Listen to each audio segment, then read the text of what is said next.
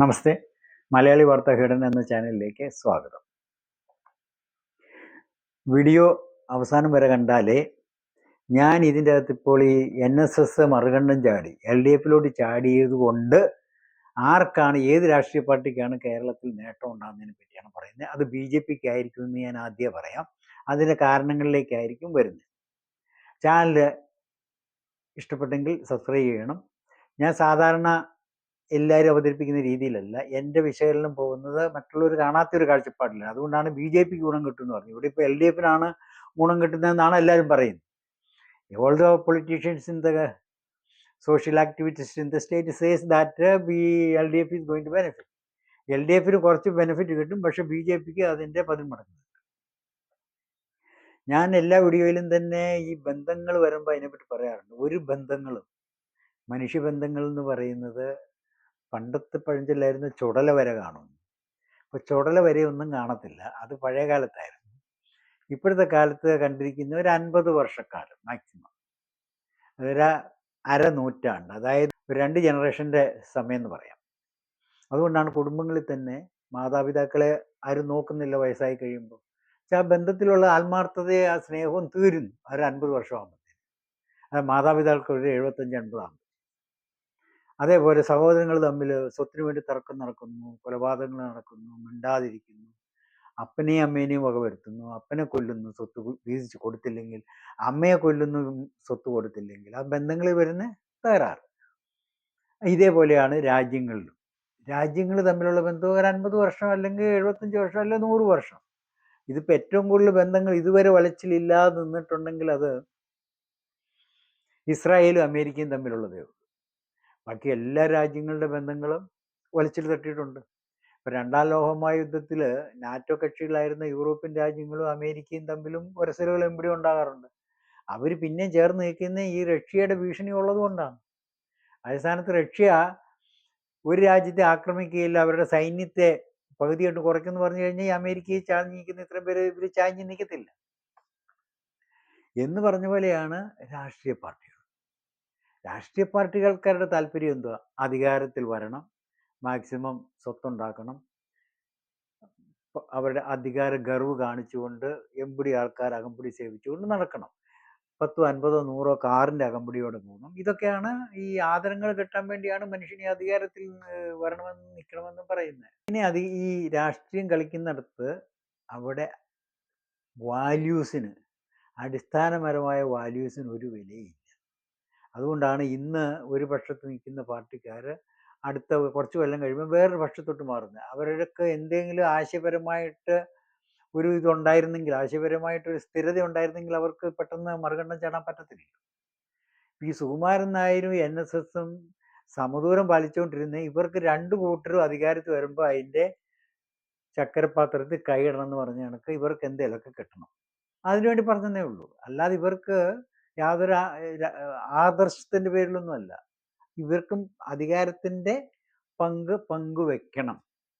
ഇപ്പം ശബരിമല സമരം നടന്ന കാലത്ത് പിണറായി വിജയൻ്റെ സർക്കാർ കണ്ട് തെരുവിൽ കിടന്ന സ്ത്രീകളെയൊക്കെ പോലീസ് അകമ്പടിയോടെ അവിടെ കയറ്റി സ്ത്രീ പ്രവേശനം ഉറപ്പുവരുത്താനായിട്ട് കേരളത്തിൽ ഇന്നും അടന്ന് വരെ നടക്കുന്നതിലും കൂടുതലായിട്ടുള്ള തീവ്രമായിട്ടുള്ള ഇടപെടലാണ് നടത്തി.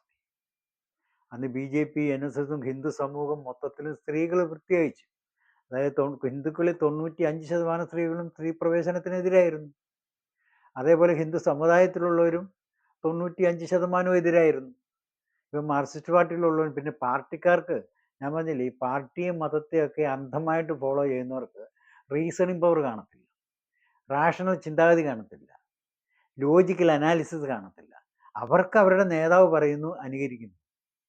ഇപ്പോൾ തന്നെ നമ്മുടെ വിജയ് പ്രകടനം നടത്തിയതിൻ്റെ പേരിൽ അവിടെ ആൾക്കൂട്ടം കൂടി 10 മണിക്കൂർ വെയിറ്റ് ചെയ്യുന്ന ആൾക്കൂട്ടത്തിൽ തിക്കിലും തിരക്കിലും പെട്ട് 50-40 പേര് മരിച്ചെന്നാണ്.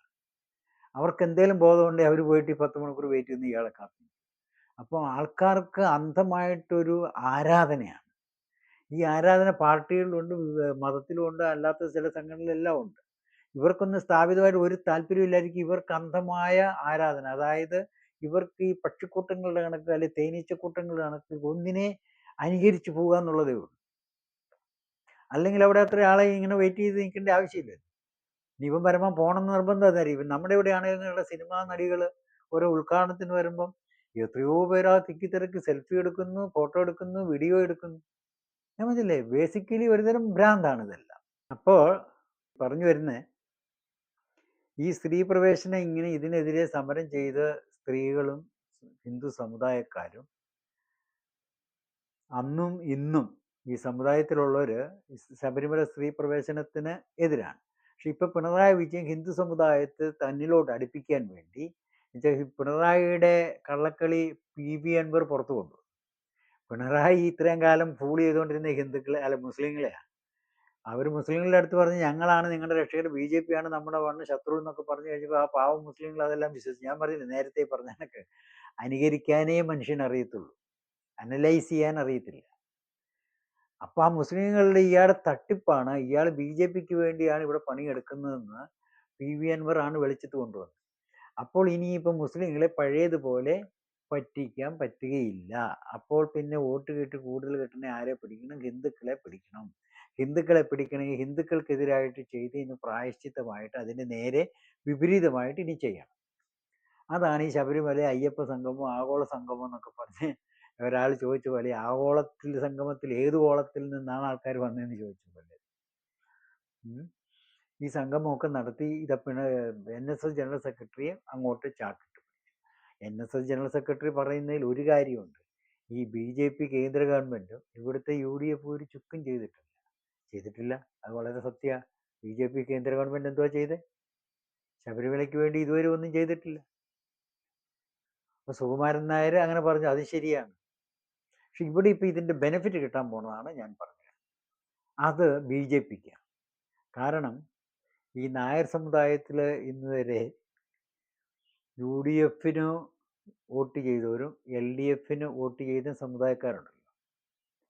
അവർ ഈ ശബരിമല പ്രശ്നം വന്ന പിന്നെ LDFൽ നിന്ന് മാറി, പക്ഷെ UDFിലോട്ടായിരുന്നു പിന്നെ അവർക്ക് ചായാൻ പറ്റി.